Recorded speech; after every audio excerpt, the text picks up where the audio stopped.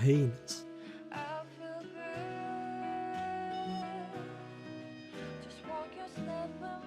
Oh, that's pretty good. That's pretty good. MX, how's it going, man? How you doing?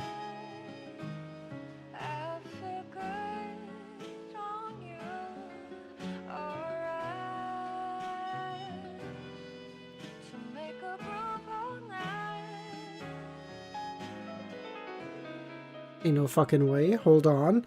I'm cooking here.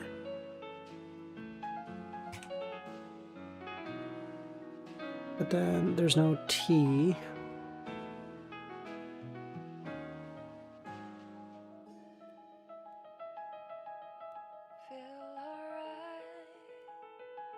Oh, if I got that, that would have been so good.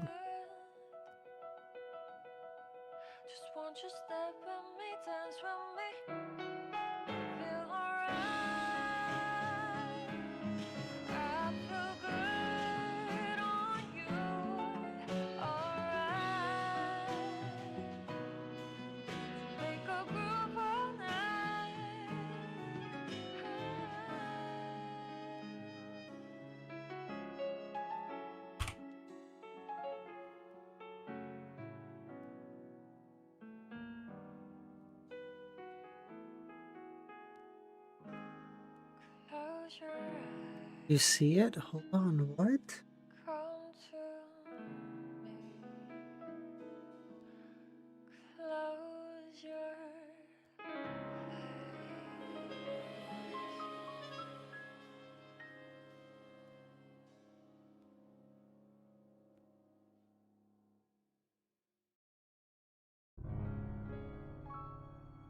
Fuck! This started off so good! What?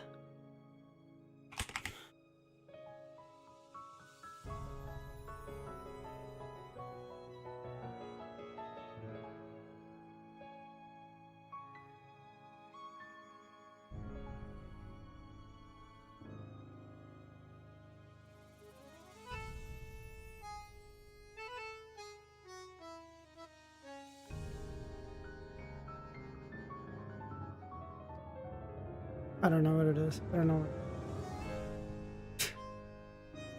Double Z is crazy, bro. Double Z?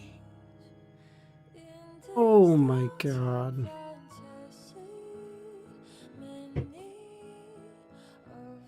That's nuts.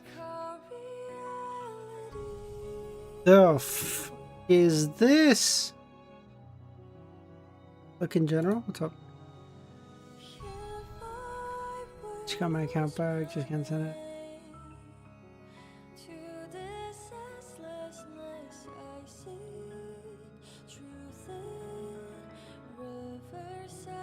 I don't get the joke here. What?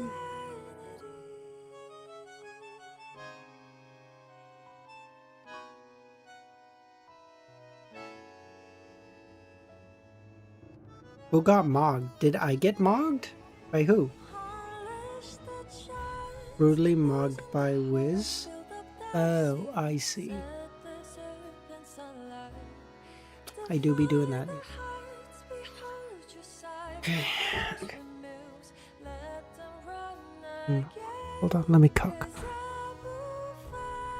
Okay. City underlined. Life. Wish I could steal your hair. But I like my hair. You can't have it. No. But I appreciate you. W.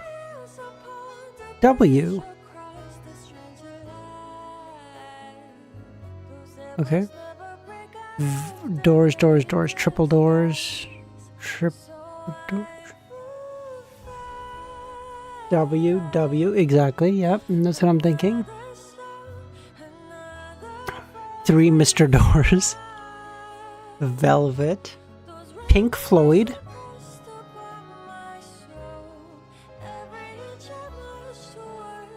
The Big Apple. So that's a city.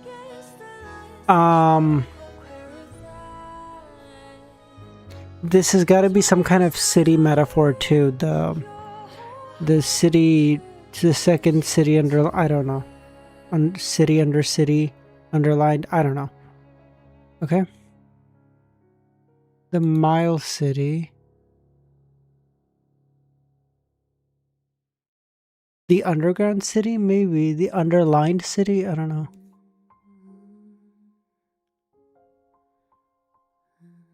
Gun and stripe, America. One more. Gun. Guns N' Roses? Pink Floyd. Green Day, that's gonna be a band. Oh, Green Day, Pink Floyd. Blue Moon? No. Guns N' Roses, you think? Them? Kami, how's it going? Okay, hold on. Green Day, Gun, Pink Floyd. The Singing Rain? No.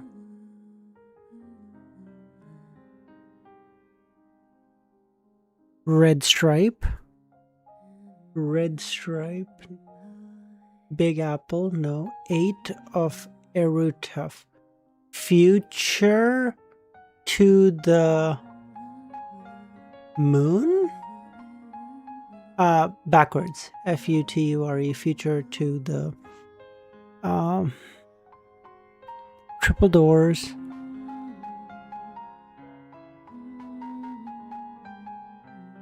Big Easy.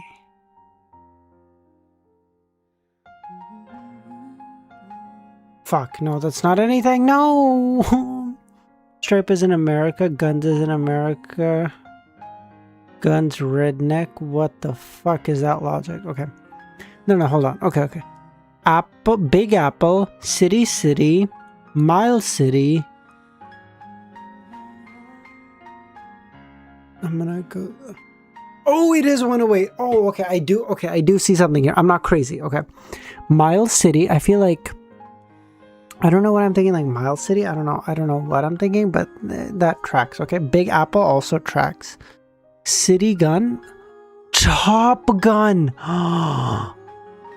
Top Gun. The movie. Oh, very good. Oh, Top Gun's very good. Oh, Top Gun's very, very good.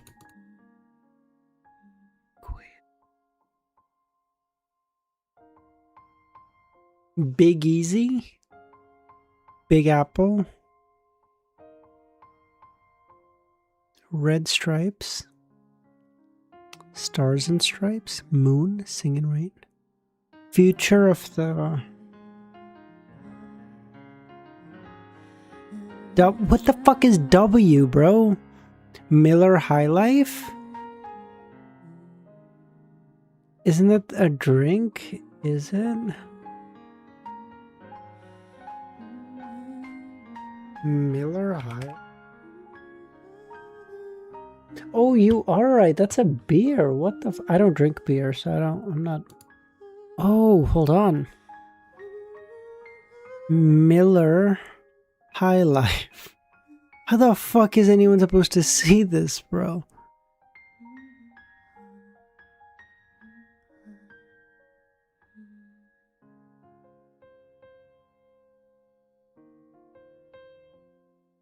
Blue Moon.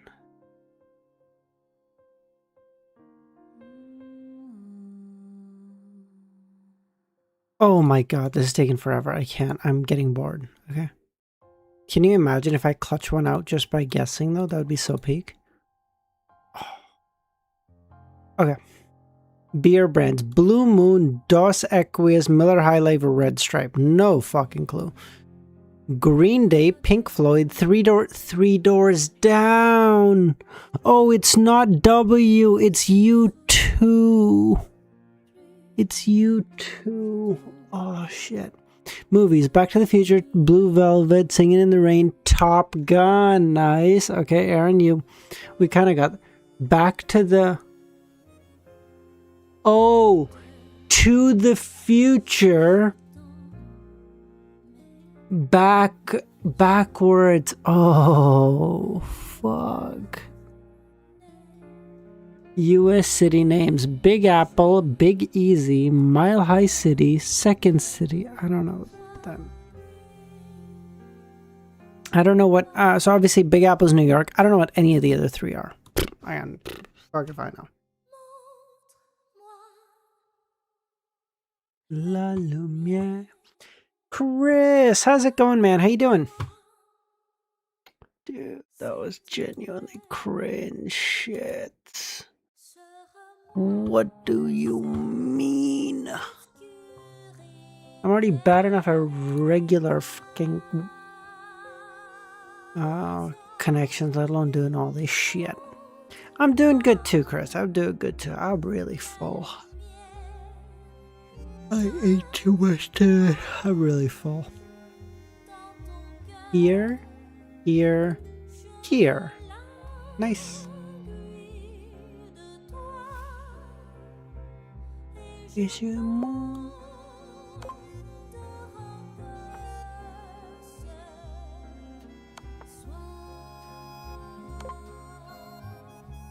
And then he goes here, and then I go here, and it's made. No, I don't go there, idiot. You absolutely don't go there, because that's not covered. Idiot. So I go here, but then how is that okay? I can't go here to... Oh, I go here. I go here. Idiot. Ignore me, okay? This is why I'm bad at chess.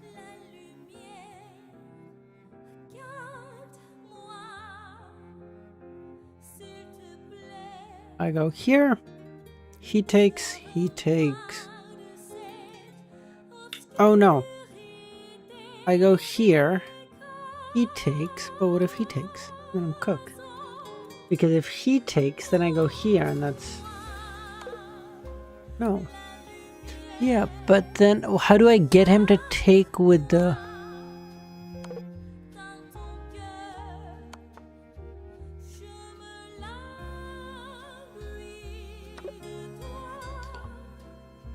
Not smothered maize. I love how they knew. They're like, oh, that's it. Everyone's mind's gonna go. That's so cute. I outsmarted them, but they outsmarted my outsmarting. Nice, nice. Okay, that was fun. That was good. I like that.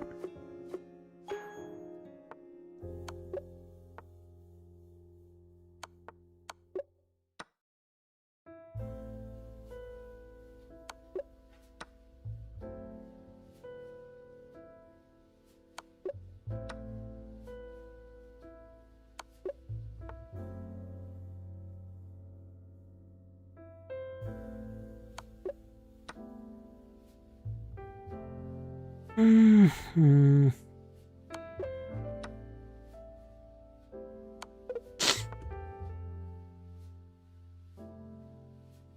Bishop, you fucking idiot. Idiot. This is why you keep losing games. Get it together. What the fuck are we doing?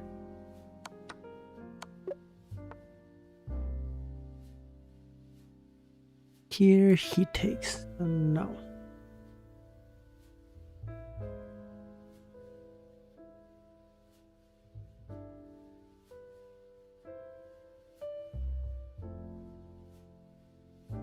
I go here? But then what's my threat?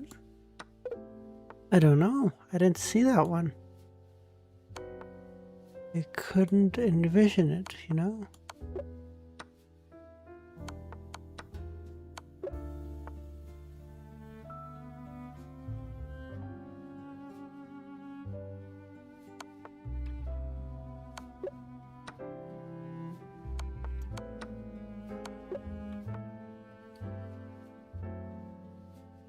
I go here, he takes here.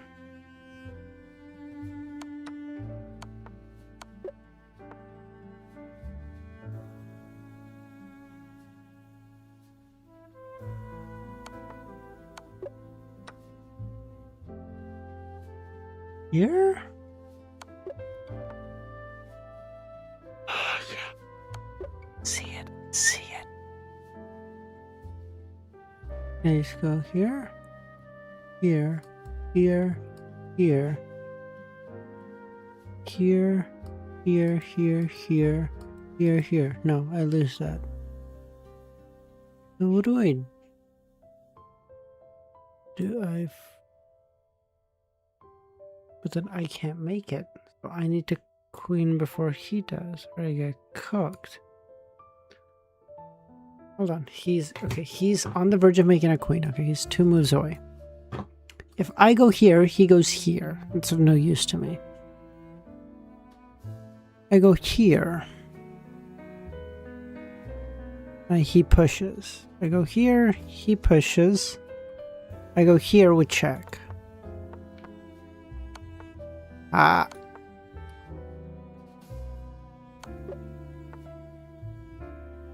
Okay, I was right. Okay, that worked.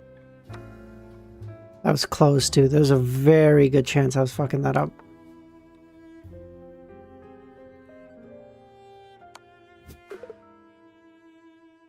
But then he can't take. Oh, he can take with this. As you can see, if I take a minute to think, I can actually think. But then if I choose to just speedrun shit, I cannot.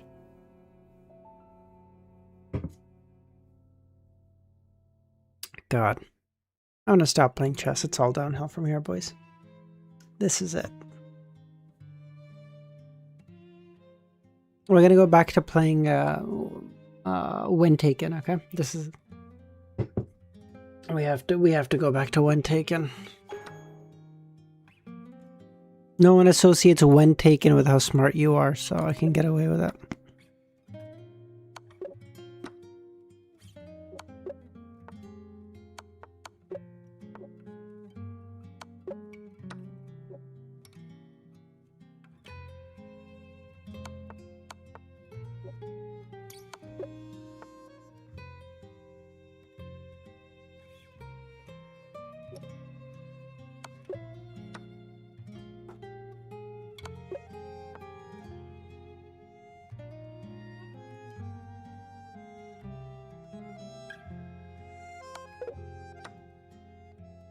Interesting.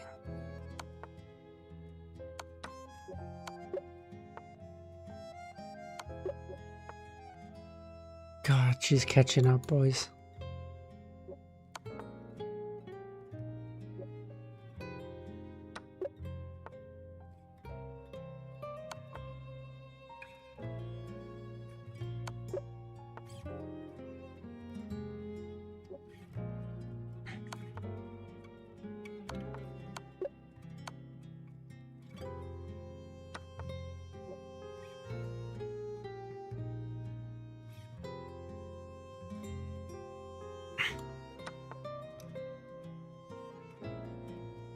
But now,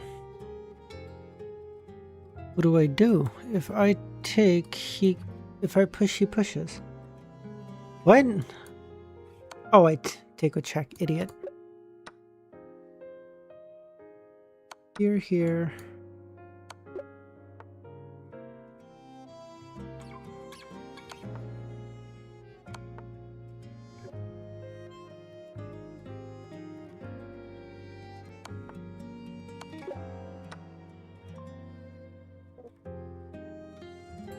Okay. He got one wrong too, okay? We got a chance now, boys.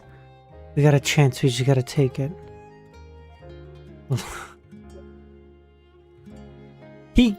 Okay, hold on. Here?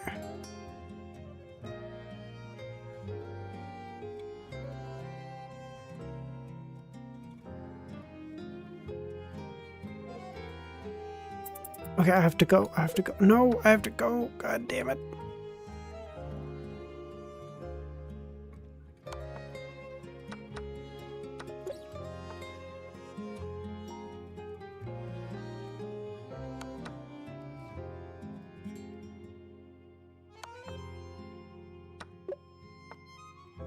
I won! Get fucked, idiot!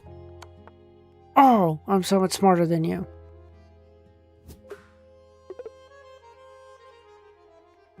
We ride! Get fucked, little Rissa! God, that could be a literal child. I don't know. That based on that whatever that is, I assume that's a literal child. But we fucking right! Dawn! Idiot! Get good! Loser. Okay, we're gonna do something unheard of, okay? I'm gonna, obviously, there's not that many people here, so there's not that big a problem. We're gonna play Bullet, and I'm gonna just ignore chat, okay? Because I haven't played Bullet in forever, and I used to be really bad at Bullet because I'm not good at thinking that fast, okay?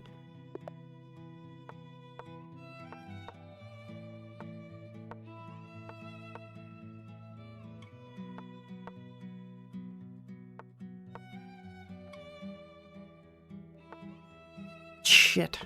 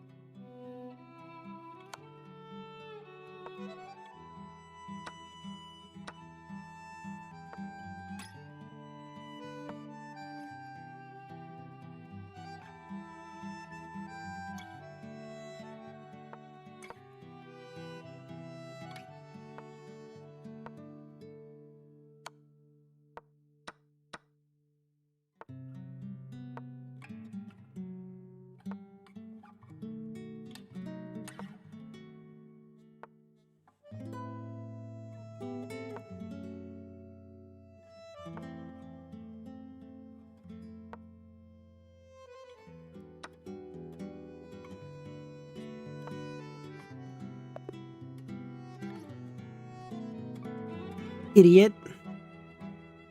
Better position at a time. Idiot.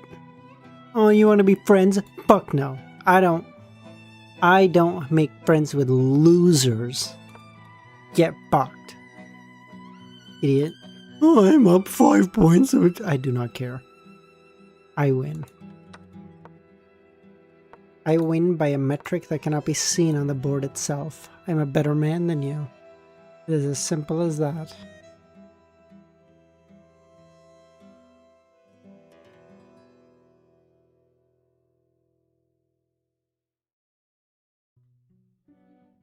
Let's go, baby. All right, we begin to read now. Okay. That was you, MX? I'm sorry you have to leave. I can't have losers in my chat, MX. I did enjoy your time, but that was all uninformed by the fact that you were a loser. I am sorry. You have to leave the Big Brother house. Please take your leave. The friend request, not the opponent. Oh, oh, sorry. I'm sorry.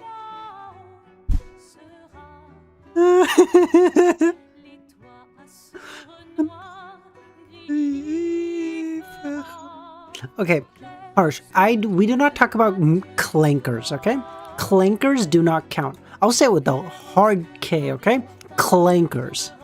We don't talk about them. Fuck them. Okay. Yeah, I said it. All of you watching in the future, I said it. God damn it!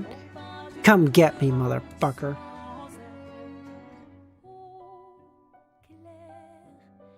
I'm sorry, you can send another friend request. MX, I'm sorry, I didn't know that was you.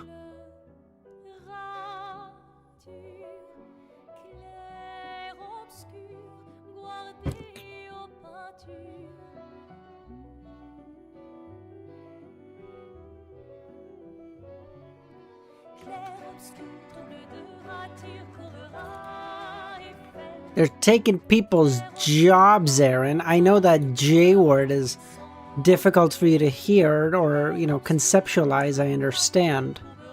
But it's important, god damn it.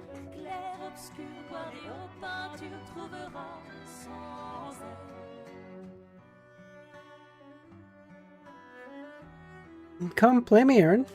Go on, I'll play you. I feel in good spirits today. Yeah, got.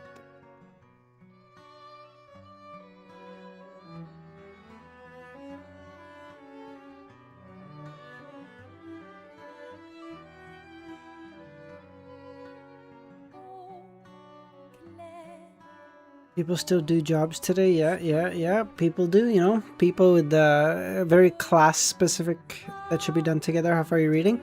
Oh, yeah, I don't know, Kami. Can you let me know where the mini arcs end or like start and stuff? We'll see. I know there's a mini arc right from the start that's like 3 or 4 chapters. We'll definitely do that one, but then I don't know how long the next one is, right? 75 to 79, 79 to 82. Okay, so we'll definitely get to 79. We'll see about 82, okay? It just depends on how I'm feeling. Obviously, we're not watching House of the Dragon today, so if I feel okay, we can keep going, okay? MX, alright, count me in, okay? You just say the word. It's finally here, Lumion exhaled, folding the letter and leaving the motel. He hadn't prepared an additional iron cabinet. With a few traps hidden in the room, regular thieves couldn't approach the core area. Forcing their way in would only cost them their lives. An iron cabinet wouldn't stop exceptional thieves anyway. When the time was right, Lumion donned a hooded robe that bore a striking resemblance to the attire worn by all warlocks.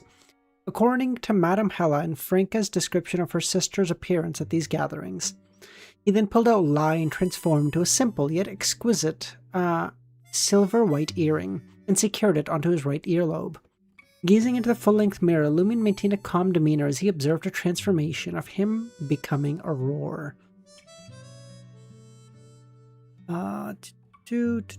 In the past, Lumion had always perceived his sister as a paradox, her inner self contrasting sharply with her outward appearance.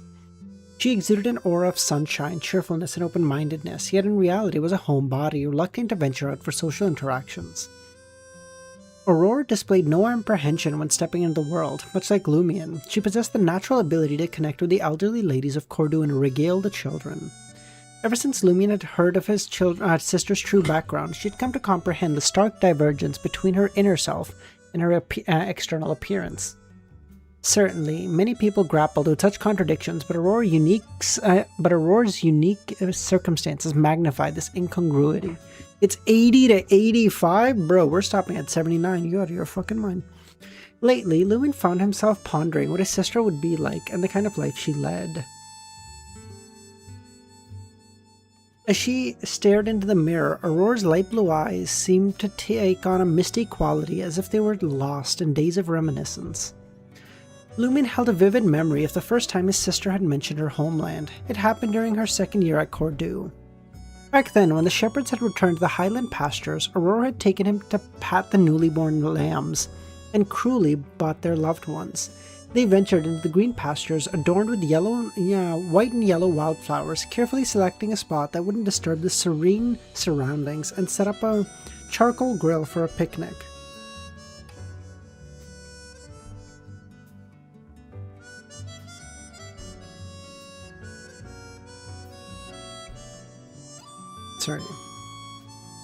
Okay. As night descended upon them and the starry heavens unveiled themselves like a boundless river, Aurore suddenly drifted into a reverie. Lumion inquired about her thoughts as she confessed to a profound sense of homesickness. Aurore's gaze in the mirror seemed to lose focus, mirroring the soft glow of a carbide lamp. The mountain village nestled between those vibrant green pastures under the sun was a place they could never return to. After a while, Lumion opened the pocket watch he had borrowed from the dance hall, confirming the time. He donned a sleek white silver mask, revealing his finely sculpted lips and chiseled chin to the world. Without delay, Lumion retrieved a piece of paper adorned with the ancient Faceac script and affixed it securely to his left breast, displaying the word Muggle. Despite hailing from the same world, the Society's members hailed from diverse homelands, each with their own distinct language. Upon their transmigration onto this world, they found themselves scattered across different countries, inevitably erecting barrier languages. Initially, they relied on linguistic prowess of fellow members who were polyglots. However, over time, they gravitated towards adopting an ancient Faesak, the common tongue of the northern continent. Naturally, there were few exceptions among the society's ranks, those whose native language diverged significantly from ancient Faesak, but they were a minority. They had to follow the majority. Lumion had already held a strong foundation in ancient Faesak. Ever since his arrival in Trier, he had diligently immersed himself in Aurora's grimoire. Approaching 10 p.m., Lumion made final adjustments to his appearance, ensuring everything was in the rightful place. He concealed an assortment of ritual components in alcohol flasks containing the decency brooch. With Madame Hella's letter clutched firmly in his hand, Lumion began the recitation for the Hermes gathering.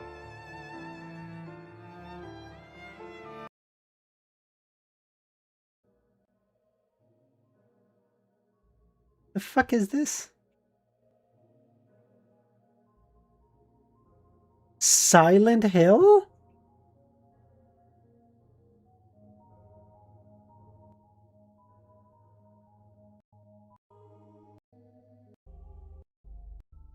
Why is this so quiet, bro? There's nothing here. I can't hear shit.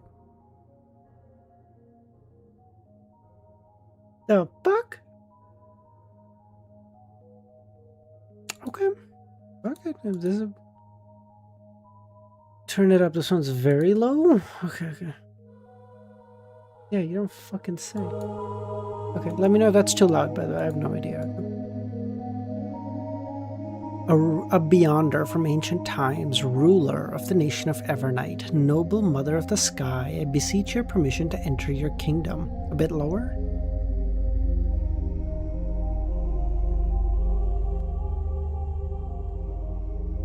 Really?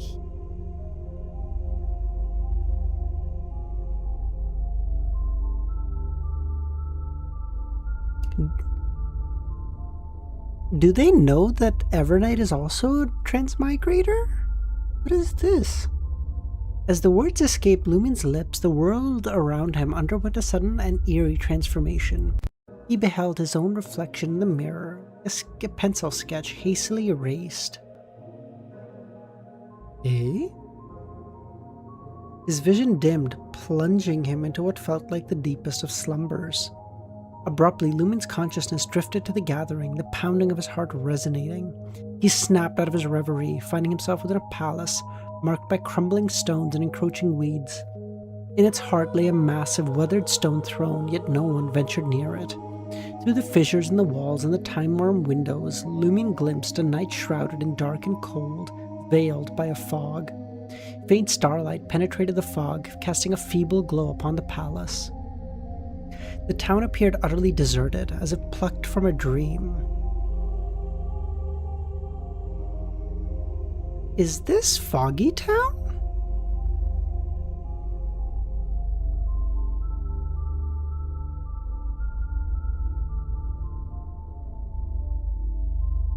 Within the palace, stone candlesticks embedded in the walls flickered, bathing the surroundings in a warm flame. At that moment, over 100 figures arrived, each attire in distinct garments. Lumion scanned the assembly but could not spot Madame Hella, but he recognized Franca. Clad in her favorite assassin's garb, black robes complemented by leather armor, a hood drawn low. Among them, Franca stood the sole genuine assassin. Lumion didn't greet Franca. Following their instructions and hints, he approached the huge stone chair. Such a crowded gathering was no different from a marketplace, unlikely to form a unified communication or transaction. The gathering is naturally fragmented in smaller groups. Only when there was a matter of particular significance would President Gandalf or Vice Presidents like Hela take their place by the massive stone chair to address the assembly. Or someone could try to do the same if they wanted to share their intentions with the entire group. Aurora had always been a regular attendee at the Academy's gatherings, their designated meeting spot nestled between the palace, tucked to the left of the huge throne. As Lumion advanced in that direction, he couldn't help but marvel at the mystical nature of the gathering. After reciting the incantation, he had departed from Rue de Rossignol only to find himself transported to this mysterious place. The members of the society hailed from diverse corners of the northern and southern continent, yet they all managed to converge here at a specific time. Yeah, it's not that fucking cool. My boy Klein does it too all the time. Fuck you. My boy Klein did it since before he was even a fucking Beyonder, bro. He's kind of goated like that, you know? What baffled him, however, was Franca's never sharing the method of entering the gathering. Even if they were face to face, he wouldn't hear it unless granted permission by Madame Hella. But it was just reciting an incantation. How could he not hear it? As Franca explained it, this power likely stemmed from a sealed artifact, an artifact Hella couldn't fully control but employed to a certain extent. It seems to me it's more like under the domain of the Evernight, like, you know, the domain of concealment. Beyond this method of convening, this research society posed other means. Although these were established by various groups for internal and clique gatherings, for instance, Hidden Blade Franca had set up a Telegram group with select members, utilizing a miniature and simplified analyzer for chats. They're pretty much in Foggy Town? Let's go, baby! Yo! Oh, look at that, I haven't forgotten everything! Yeah, I have basic reading comprehension! Lottie fucking doodah! By the way, have you guys seen... Oh, sorry. This is bad time. Okay. Someone remind me about reading comprehension once we're through, like, the really cool parts, okay? I really want to talk about it. Okay.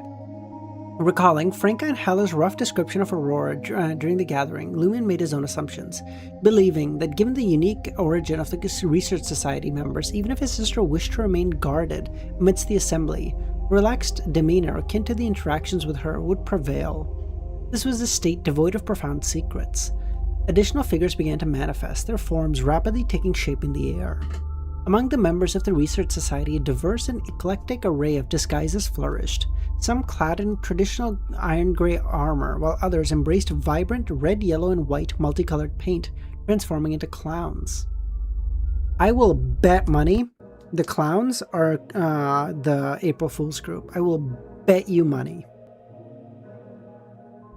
A handful sported extravagant makeup veiling their true visage, while others adorned themselves with monstrous helmets sculpted from orange-yellow pumpkins or relied on makeshift hoods. It was a spectacle more fanatical and imaginative than the masquerade ball documented in newspapers. As Lumion strolled amidst the society's members, a faint smile played on his lips. Occasionally he would nod in acknowledgement of those who greeted him. At last, he reached the corner of the Housing Academy. His eyes naturally swept across over the codenames available: Pettigrew, Professor, Griffin, Eagle, Bear, Headmaster, Periodic Table, Isotope. Bro, these guys are fucking nerds!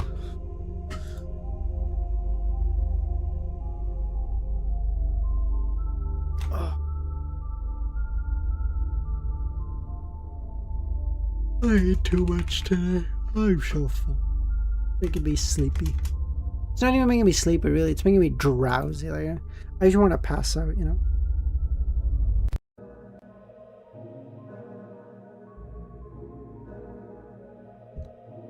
Pettigrew stood at just over 1.6 meters tall, his hair disheveled. Yellow hair peeking out from under a face mask designed for performances. As Lumion approached, Pettigrew stepped forward. Muggle, you finally reappeared! Couldn't you guess from their group name, Marty? They're nerds amongst nerds. Something happened a while ago, Lumion replied. It took a while for me to recuperate. Are you alright now? Pettigrew asked. It's alright, Lumion replied nonchalantly, unsure of Aurora's friendship with him. He turned his gaze to a woman. Professor, her name tag read.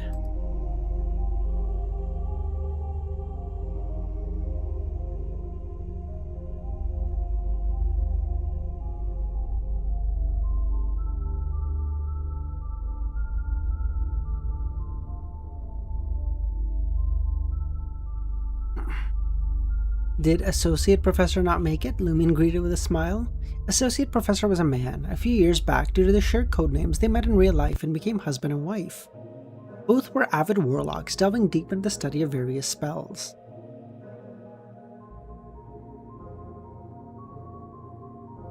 Professor's lips bore a faint hue. Her gaunt face framed her beautiful eyes.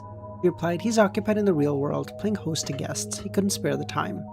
Nevertheless, my presence is akin to his. It doesn't alter matters. Muggle, what's the matter?" "I want to thank him for his weed removal spell," Lumion smiled. "What's there to be grateful for? Could it be that your home was overrun by a large number of weeds?" Pettigrew asked. "Some time ago, I encountered a plant rumored to originate from the abyss. It not only grew at astonishing rates, but it also possessed remarkable vitality, emitting anesthetic gas and devouring humans. When it surfaced, it did so in the hundreds, if not thousands. The weed removal spell, however, could wither them all. While it didn't annihilate them, it rendered them dormant for a time." "The weed removal works on beyonder plants?" Professor asked.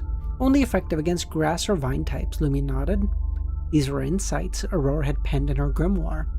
Evident that she had conducted experiments with the demon abyss flower of the Padre. "That is interesting indeed," Professor smiled. Fortunately, Lumion had delved deeply into the spell and sought guidance from Franca and Madame Hella. Though he couldn't use it, his knowledge was sufficient for a conversation. After a lengthy discussion on spells and mystical knowledge, Lumion sensed a looming presence. He cast his eyes behind, a towering figure, standing at over 2.4 meters tall, draped in a plain white linen robe. Its head concealed beneath a hood, and in its grips a formidable magic staff. It was none other than Gandalf, the president of the Research Society. Franca had suggested that he may have been reincarnated as a middle-aged man in Faceac, endowed with a giant bloodline. He had a penchant for liquor and insatiable thirst for knowledge, yet the nature of his pathway remained an enigma. Sometimes he displayed traits of a reader, and others that of a warrior. 8 feet, bro? High-end mystical knowledge, like the law of characteristic indestructibility, originated from Gandalf. Oddly, Franca's expression took on a peculiar twist when mentioning Gandalf. It was as though code names didn't quite align with this towering figure. "You've missed quite a few gatherings," Gandalf said. "I was concerned something may have befallen you." "Something did happen, but it's been resolved," Lumion said. "That's reassuring," Gandalf nodded. After a few more courteous exchanges, he made his way to the other teams. This was Lumion's first time participating in the Research Society.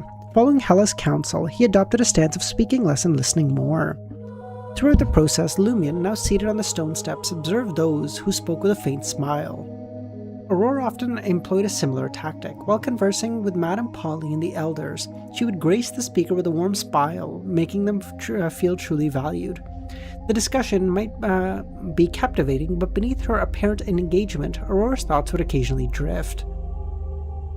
She would return intermittently to grasp the essential points, safeguarding against potential awkwardness.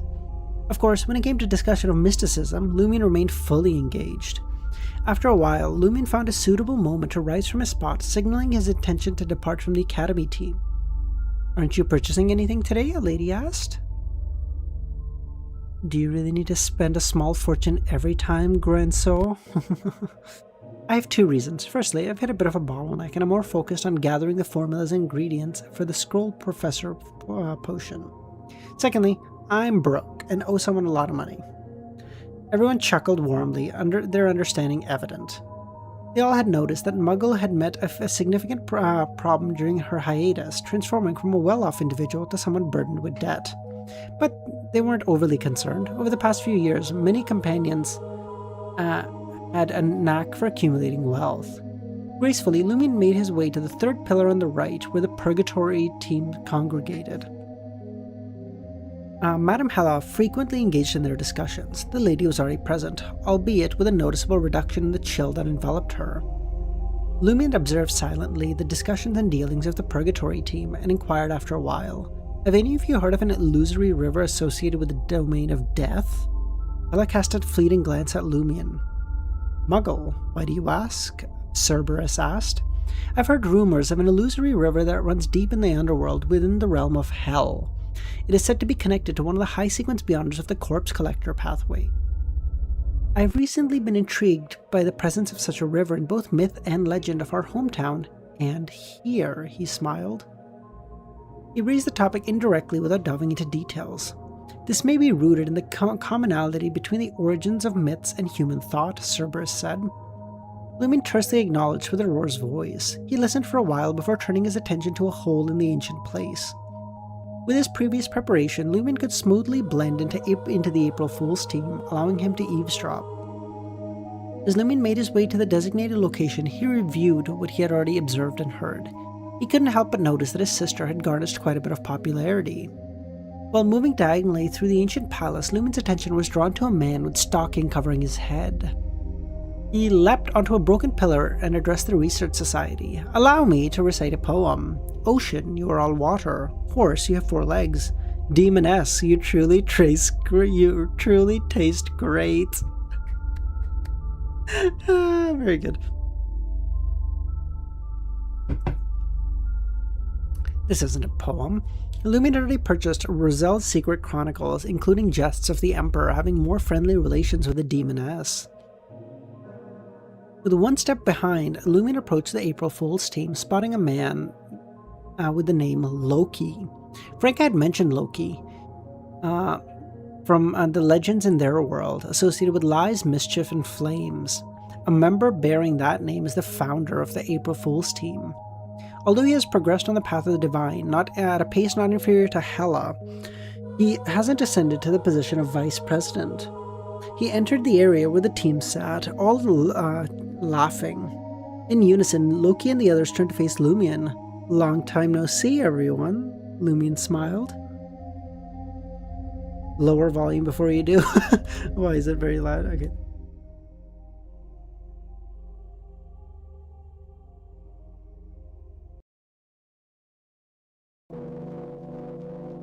Yeah, you weren't kidding.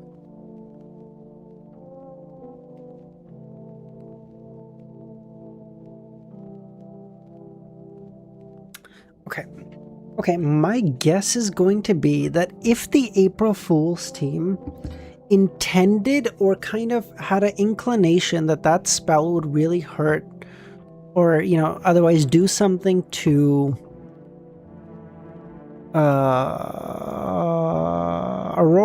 there we go, they're going to be really surprised and kind of be pointed and hey, how are you back? Everything okay? What happened? Now, obviously, other people were asking too, but I feel like theirs will be more pointed, if that makes any sense. If they don't really react to her presence, I think my theory might have been wrong.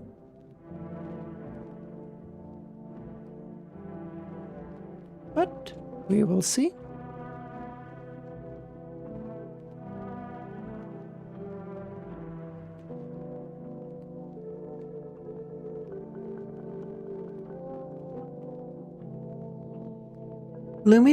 Facing Lumion's greeting, the dozen or so members all fell silent.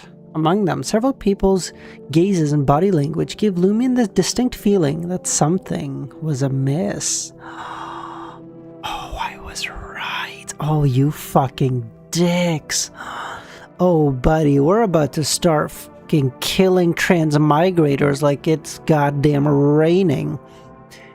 There was Bard wearing stockings to conceal his appearance, Hisoka, Mad Lady, and Ultraman. Oh, these dickheads knew. They fucking knew what it would do, or at least had some idea.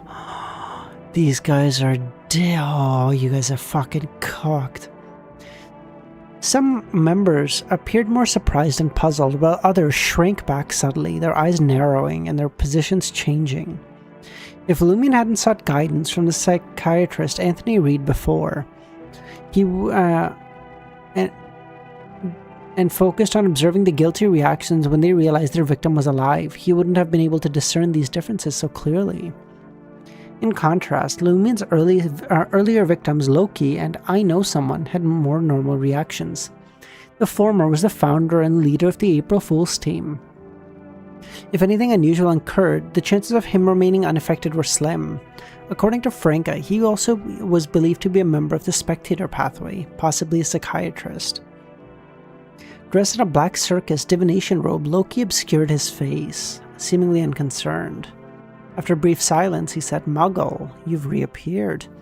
I thought you lost control and went mad after hearing the Hidden Sage's cram school classes. That's why you haven't been here in so long." "Rap, it's rap, not cram school classes," Bard corrected. Lumen had learned from Franca that rap was a strange form of music that some members enjoyed and liked to compare to the ravings of unknown entities. Excuse me? A rap is the best form of music. That's not true. I did show signs of madness, but I managed it, Muggle smiled. In the society, this was a common topic. Many members had lost control for various reasons, turning into monsters or even dying. As a result, psychiatrists can make a killing by treating their companions. Last year, I assessed your mental and psychological state. There wasn't much of a problem, but you haven't had regular assessments in nearly a year. You must be careful. Oh, dude, they're ultra dicks. They're psychiatrists and they're dude, they're psychiatrists or spectators and they're doing this? They're ultra dicks. Oh, wow. What the fuck? As a prankster, Lumen didn't despair about the future or made it his life's mission to seek fun. However, such circumstances would undoubtedly put a toll on his well-being. Loki didn't press any further about her absence, and addressed the other members. "Recently, I've come across another transmigrator from history." "Who is it?" the bard asked. I've obtained ancient texts that mention the existence of the ancient sun god. Haven't we always been puzzled by the scriptures of the churches, especially the EBS church? Don't they bear a striking resemblance to the texts of our world? I believe I found the answer. As he spoke, he tapped his chest 4 times. Lumen's eyelids twitched. Mr. K made the same gesture. Was it a mere coincidence or a connection? Furthermore, wasn't the ancient sun god the father of the angel at the Saw de Ball unique?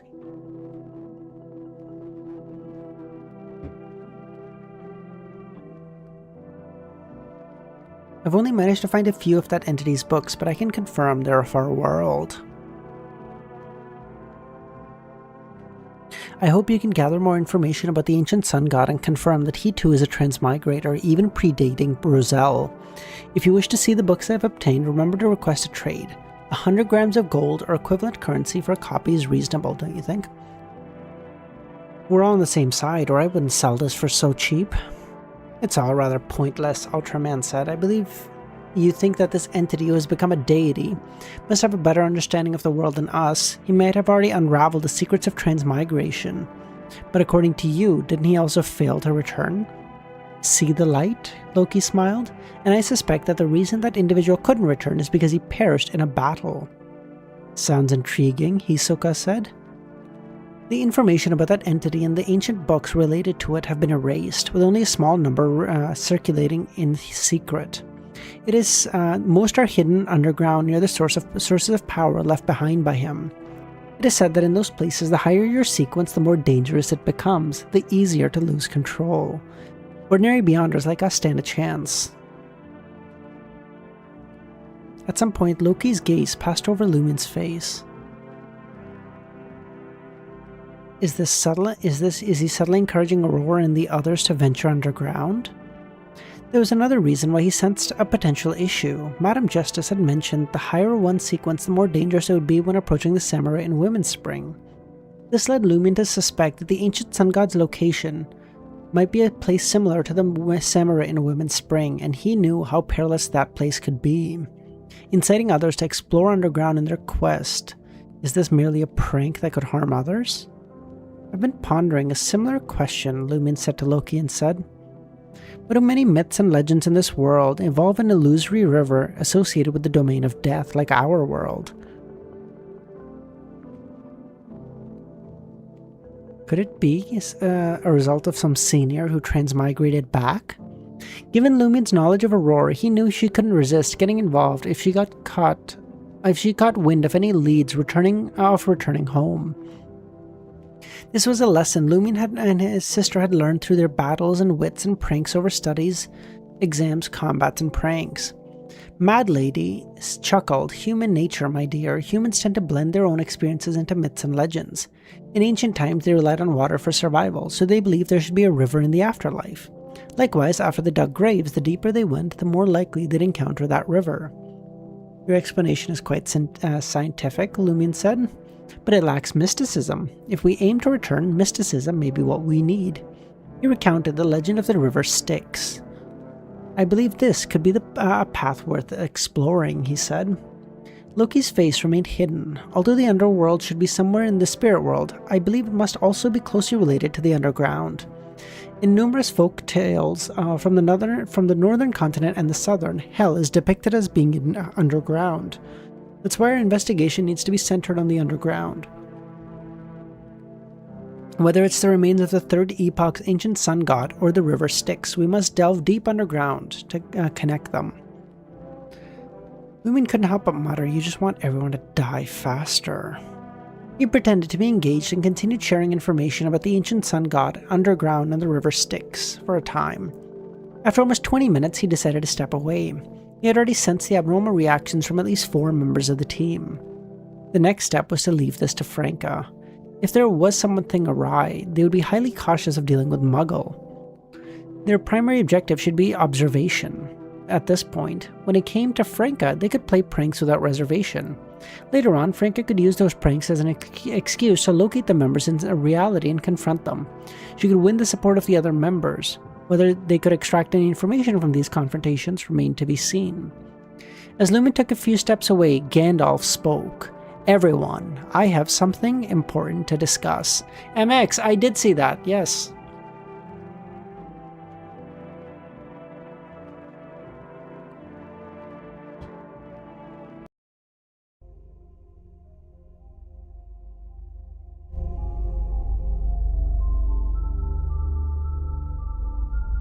Did you want to change the background a few days ago? I did, but there's no fucking good artwork.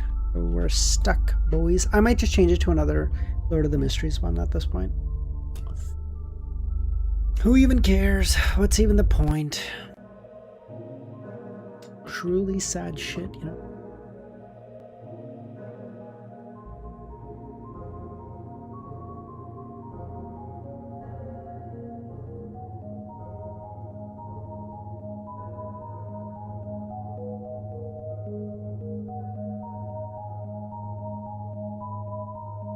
I didn't forget, bitch. I just didn't. So I chose not to do that. Get fucked.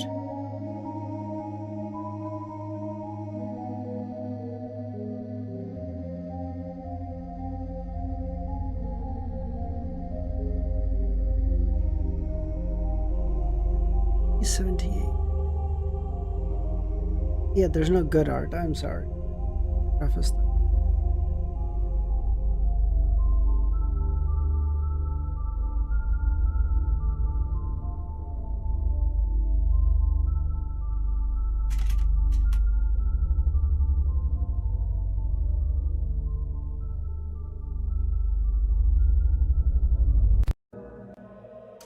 Let's keep going. Lumine halted and turned his attention to the president. I just had a conversation with Isotope, noticed a matter that deserves our attention. He mentioned that ever since he has become a Sequence 6, he has been encountering Beyonders more frequently and getting involved in Beyonder affairs. This aligns with my observation. You know, I enjoy talking to every member and asking about additional changes. For me, I've delved deeper into the path of the divine than most, gaining a profound understanding. As most Beyonders progress, the frequency of mystical matters involving them significantly increases. At Sequence 9, the phenomena isn't prominent, but at 7 or above, even those who typically don't pay attention to such matters are constantly encountering them. Let me illustrate. A Sequence 9 and the assumed number of Beyonder incidents or encounters with such Beyonders in each season is 1. They can easily slip under the radar. It's challenging to pinpoint them. Now at sequence 8, it's 2. At 7, it might surge to 5 or 6. In other words, one may come across 1 or 2 beyonder incidents a month. Do you have any thoughts or speculation about this? Can you discern the cause? Isn't this the law of characteristic convergence? Lumen fell into a daze. Gandalf, having such a sharp investigative spirit, he truly was astute in noticing everything. He was also the one who had suggested that advancing to sequence 9 and 8 in recent years would be easier than before. Lumen sighed, using Aurora's normal terminology. For someone like him, with an evil god's angel sealed within, the manifestation of convergence was so intense that it couldn't be ignored. What do you mean 1 or 2 incidents a month? It's practically a week. Including the ones he had encountered recently, you could consider it a daily occurrence. But at times, Lumen felt that convergence hadn't truly played its role, only by attracting members of the Sinner organization and Roche Louis Sanson's family, and coincidentally meeting them would it qualify. Perhaps the power of a boon wasn't as potent as the convergence of characteristics, or perhaps Charming Boris's seal had mitigated effects. As someone who had taken his sister's place at the gathering, Lumen refrained from approaching Gandalf directly and offering a substantial price on the information. Casually scanning the area, he noticed Hela and Franca remaining silent as well. Lumen knew that Franca was familiar with the law of convergence, and with Hela's knowledge from her exploration, she should have observed the phenomena as well. They didn't explicitly mention the term convergence due to different motivations. For Franca, she didn't want to ascend to godhood. For as long as she didn't ascend to godhood, immediate understanding of convergence wasn't necessary. She needed to recognize the corresponding phenomena and avoid risks. As Lumen continued on his path, he spotted Franca approaching. "Muggle, you're back! I was worried about you," Franca said. Something did happen, but it got sorted out, Lumen smiled. "What happened?" Franca asked. "A mysticism catastrophe," Lumen replied. Just a while ago in the April Fool's group, Loki mentioned that he stumbled upon another ancient transmigrator known as the Ancient Sun God. Mad Lady, Hisoka, Bard, and Ultraman are a bit skeptical, Lumen said. Mad Lady, Hisoka, Bard, and Ultraman. They both nodded in an unspoken understanding. She understood his intentions. Take note of the April Fool team members. Including Loki and I Know Someone, who were often discussed, there were a potential of 6 targets. Is that true? Besides Roselle, there's another ancient transmigrator? Franca asked. She wasn't faking it. She had always been interested in such things anyway. Seeing the opportunity, she bid farewell to Muggle and approached the area in which April Fool's was located. Lumen returned to the Academy team and listened. The gathering had a strict 2-hour limit, but attendees could leave at any moment. They simply needed to recite an incantation and change the last sentence to, "I beseech your permission to leave your kingdom." Many members of the Research Society chose to depart early after conducting their business, but a significant number opted to stay till the end. For them, the opportunity to interact with people who had their unique origins and not worry about accidental disclosures was a pleasure. Lumen believed that his sister found these gatherings quite relaxing. Thus, he partly attended to impersonate her and show no difference while enjoying the atmosphere. Vaguely, he sensed that his emotions were becoming more and more sensitive and easily stirred, as if Aurora's soul fragment had risen to the surface. As the gathering drew to a close, Professor asked, "Muggle, are you still residing in the south?" "No, I've moved to the Trier Greater region," Lumen said. I'm in that area as well," Pettigrew chimed in. "And the Associate Professor and I also reside in Trier. Would you be interested in an offline gathering?" Offline gathering? Aurora did occasionally go out occasionally. Could you have attended a real-life gathering with them? "Another time, after I've sorted out some personal matters," Lumion said, after pondering for a moment. "All right," professors and the others acknowledged. After all, Muggle had previously revealed that something had occurred to her. A Beyonder of ancient times, the ruler of the nation of Evernight, the noble mother of heaven, I beseech your permission to leave your kingdom. With each repetition, the figures in the palace faded away. Lumion awoke at Rue de Rossignol. How magical. Compared to this, Mr. K's gatherings are like comparing my safe house to Roselle's palace. completely different levels. Lumion changed his clothes and headed to Rue 3 Rue de Bleu Blanche and knocked on Franca's door.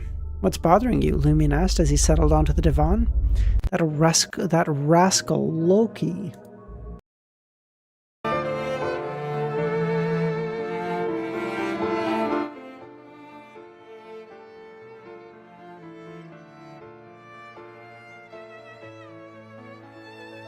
I wanted to buy some information from him, but he told me others could pay with gold, but not me. He said he wanted to experience the taste of a demoness.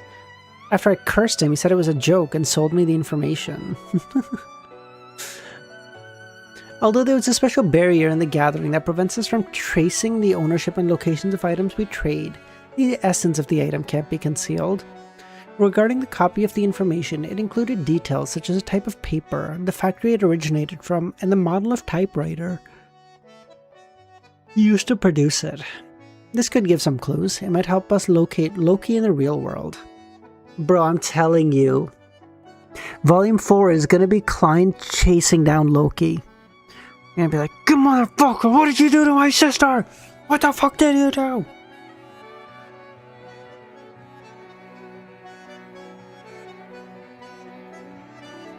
As Franca spoke, Klein. Sorry, Lumion, you know what I mean. As Franca spoke, she took out a mirror and prepared for the divination. After reciting the incantation, the mirror darkened. "Where can we find a typewriter used to create this information?" Franca asked. A Trier, a lone bar. Klein ain't chasing Loki? Nah, Klein at this point would be like, there was an error, and the next step that Loki took brought him via the spirit world right in front of me. And now he's like, "Motherfucker, done, easy." Like, it would just be nothing.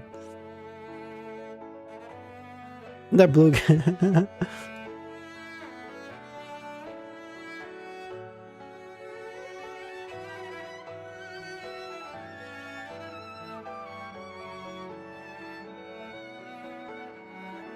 Klein doesn't even try to do anything to him. Loki just starts running away at the sheer fucking presence of that guy. Suddenly, the thought of running away disappeared from your head. The guy's just frozen.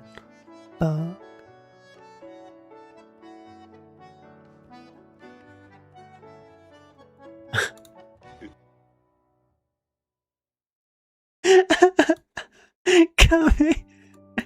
Oh, this is peak. Hold on. Everyone should see this. It's so sad Steve Jobs died of Ligma. Who the hell is Steve Jobs? Ligma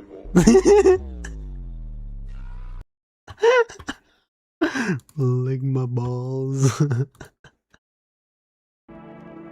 Oh, that's the wrong music.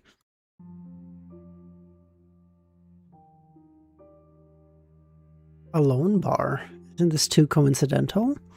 Lumen's impression of the bar was that it stood diagonally opposite Soda Ball Unique. Initially, he didn't see it as a problem, but now that he knew that the monocle-wearing patrons of Soda Ball Unique were a superimposed state of being Amon and not Amon, he believed that the Alone Bar wasn't that simple. Moreover, he had once observed Leia from Bureau 8 entering that bar. He suspected it to be a Bureau 8 covert hideout. Could Loki be a member of Bureau 8? "What's the matter?" Franca asked, watching Lumion furrow his brows and plunge into deep thoughts. "There's an issue with that bar." "You know the bar?" Franca asked. "This man appeared to harbor many secrets." "We'll need to start with Madame Hela and me searching for the samurai in Women's Spring," Lumion said. "How many fucking times do I need to have you give out every detail? Are you two but fucking toothpaste?" The focus on the situation at the Women's Spring, and all this happened along the way, Lumion explained.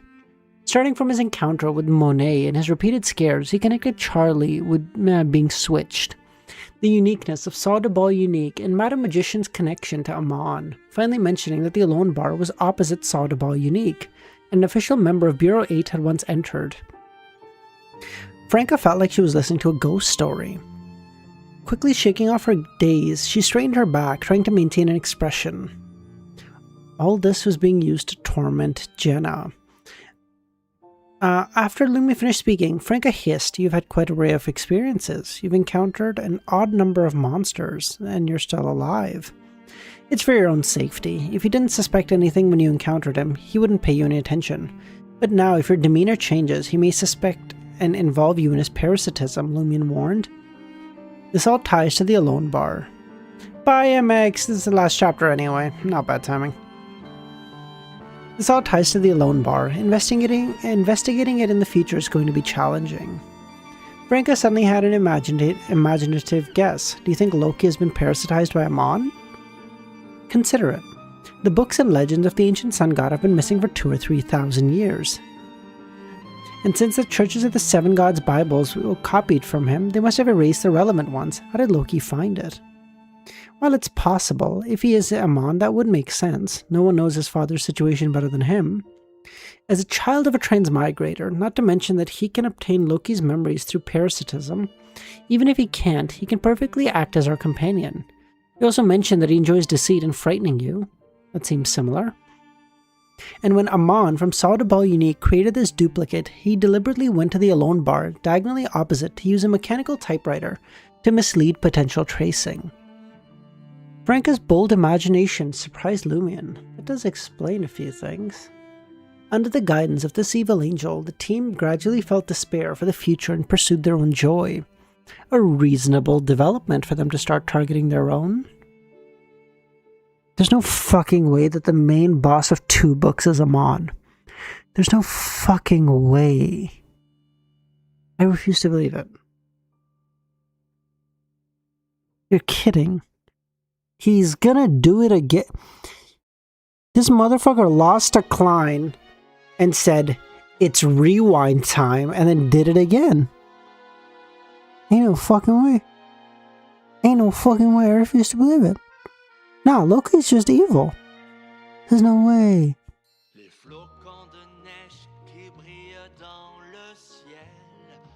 However, Amon wouldn't intentionally lead the information to the Alone Bar, as that would make investigators suspect him.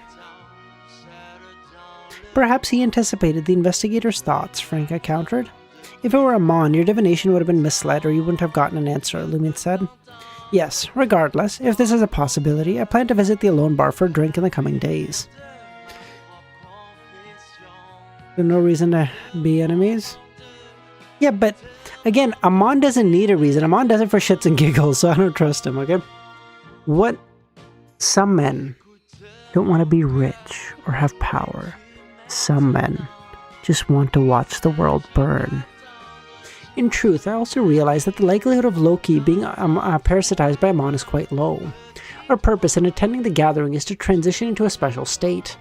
In this state, the sealed artifact borrowed from Madame Hela should be able to detect any abnormalities in each other's bodies. Ugh, I'm just finding an excuse. It's not wise for us to pursue Loki without substantial evidence. It makes me feel like I've betrayed the research society. That's why I hope that Loki was indeed parasitized. That way, I won't experience a similar sense of guilt. Filtering abnormalities in the body by attending a gathering, but nothing happened to Termi Boris, Lumion thought. In my view, there's definitely something amiss with Loki, but it's just a question of whether it's a minor or major issue. He did, Franca confirmed. He also mentioned that in such places, the higher the sequence, the more dangerous it is. The easier it is to lose control. Only low sequence beyonders can approach it. That's a relative perception. Did you find it dangerous when I explored the summer and women's spring? Lumion asked. Very, Franca said. And you don't even know that the Blood Emperor's apparition nearly caught me, Lumion thought. Searching for the remnants of the ancient sun god will be even more dangerous. If Loki doesn't make an attempt, he's using you as cannon fodder by encouraging you. And if he does try, he'll eventually be corrupted. He lacks the purification of a great existence, like Mr. Fool. So it's crucial to locate Loki as soon as possible. It's in both your and his best interest. You're right. Loki clearly has malicious intentions in this matter. The other members of the April Fool's team may be curious and willing to participate, but I believe they're cooperating with him. Tell me, the prerequisites for entering the gathering is to enter a special state. What state is that? Lumion asked. I've asked my Major Arcana holder about this. Although I couldn't reveal the incantation or provide details, she speculated that it involves a concealment-based power. Franco went on, the power of concealment is associated with the Evernight pathway, the divine pathway controlled by the Evernight Church. I suspect that Hela is affiliated with that church, she said. Similar to 007? Franco tersely acknowledged. Something along those lines, but she may hold a more significant position. She's at a higher level and has access to more concealed knowledge. Recalling Madame Hela's actions in obtaining the Samurai and Women's Spring, Lumion couldn't help but agree with Franca's assessment. Indeed, the lady possessed a wealth of knowledge. Moreover, she wore a black diamond ring that clearly exceeded ordinary mystical items and was suspected to possess godlike powers. What are the primary manifestations of the Evernight pathway? Lumion asked. The power of concealment, command over spirits, and the ability to create realistic dreams. Realistic dreams. Lumion couldn't help but recall the dream he had experienced in the ruins of Cordu. Alright, brother, I'm not going all the way to 86 now, or 85 or whatever, so I think we'll call it there for today, okay? Simple, short, hour-and-a-half stream. 85, yeet, crazy shit, bro. Sag. Yeah, I'm not reading to 85, Chris. No, I can't do it. I don't have it in me. I'm sure it's great, okay? We'll just do a bullet game real quick, and then we'll go, okay?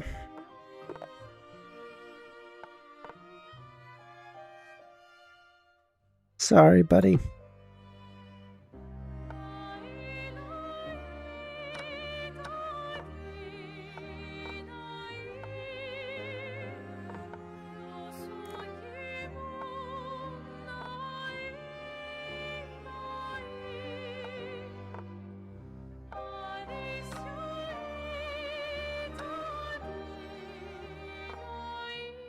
Bye, Harsh.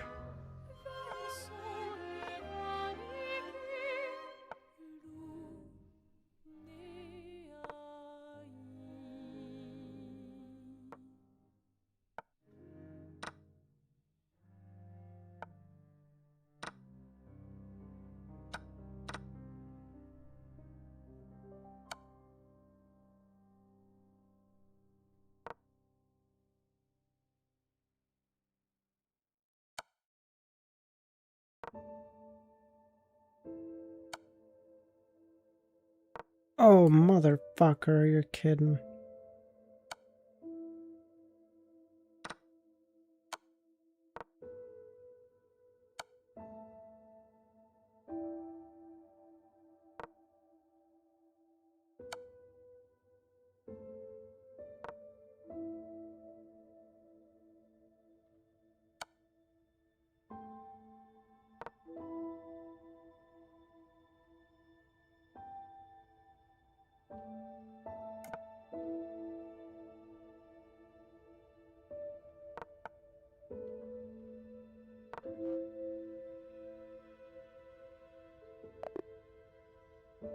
Get fucked, idiot! Oh, I got a better position. No, you don't. You got nothing. You got fucking nothing, idiot. Oh, get fucked.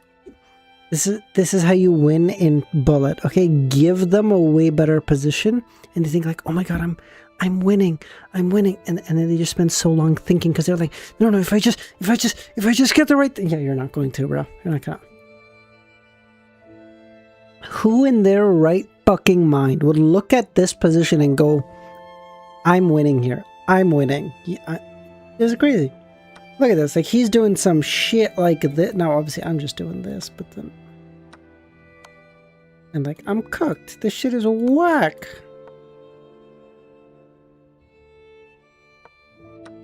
Like, whatever. Like, it's not great, but... He doesn't know that. I'm so good. This is all on purpose, baby. Alright, that's it, boys. We'll call it. I'll catch y'all tomorrow, okay? Y'all have a good night. Bye. I don't know shit about chess, but if you say so. Yeah, don't listen to me, okay? I'm fucking lying.